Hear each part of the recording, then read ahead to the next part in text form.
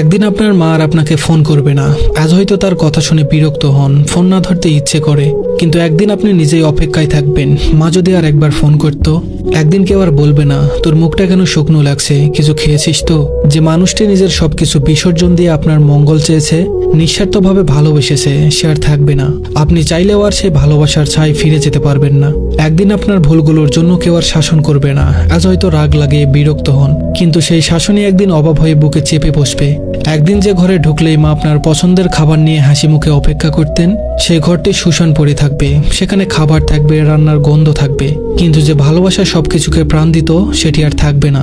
একদিন আপনাকে দরজার কাছে দাঁড়িয়ে বিদায় জানিয়ে কেউ আর চেয়ে থাকবে না। আপনার পায়ের আওয়াজ মিলিয়ে যাওয়া পর্যন্ত অপেক্ষা করবে না। একদিন তার কণ্ঠস্বর চিরতরে থেমে যাবে।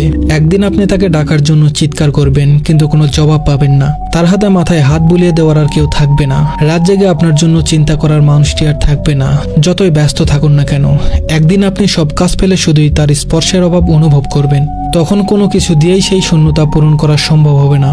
সময় খুব নিষ্ঠুর, এটি থেমে থাকে না, কাউকে ফেরত পাওয়ার সুযোগ দেয় না। একদিন শুধু স্মৃতির মধ্যে তাকে খুঁজতে হবে, তার পুরনো গলার স্বর রেকর্ডে শোনার চেষ্টা করতে হবে, পুরনো ছবিগুলো হাতে নিয়ে বোবা কান্না করতে হবে, কিন্তু কিছুই আর ফিরবে না, কেউ আর ফিরে আসবে না। আপনি কেবল অনুভব করবেন আপনার ভিতরে এক বিশাল শূন্যতা, যা কখনোই আর পূরণ হবে না। ধন্যবাদ সবাইকে।